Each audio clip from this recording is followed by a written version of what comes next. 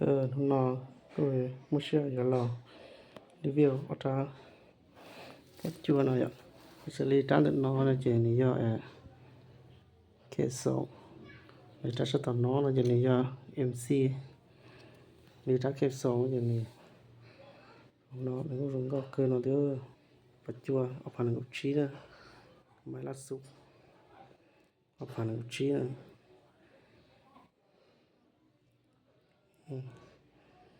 đóng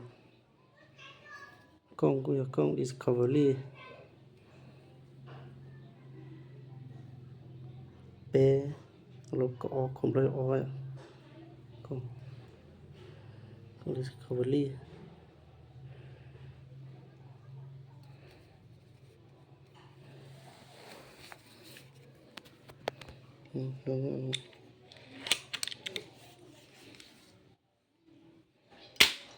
thái rong rồi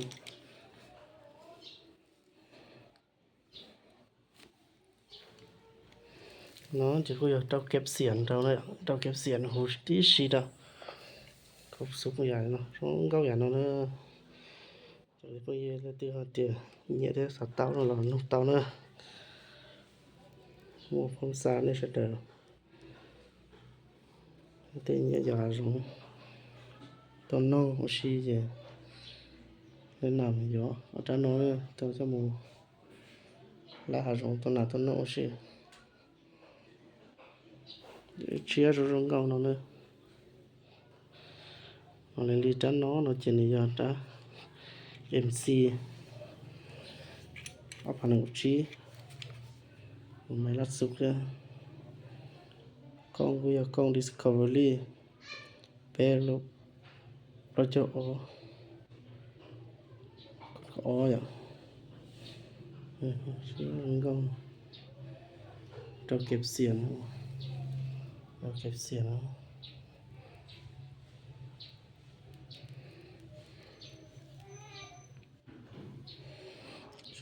con nó ra bảo MC ở phần trí nó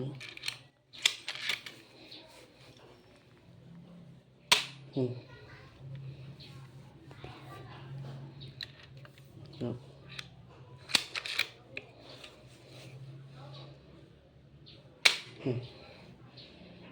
câu giờ nó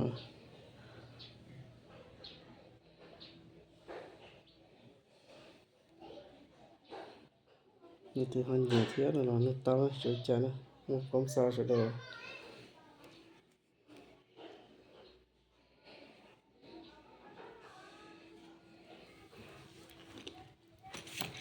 tôi còn cái tiền đen giờ rồi biết còn đen rồi của anh nó tạo nó của nó lú nó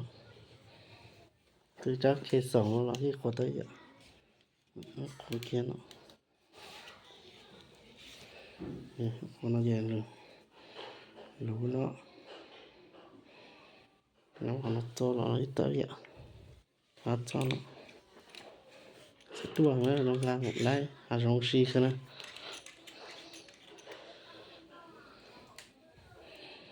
khi sống nó tới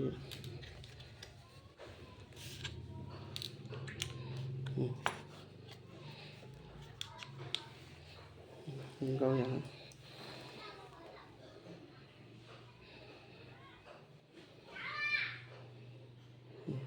MC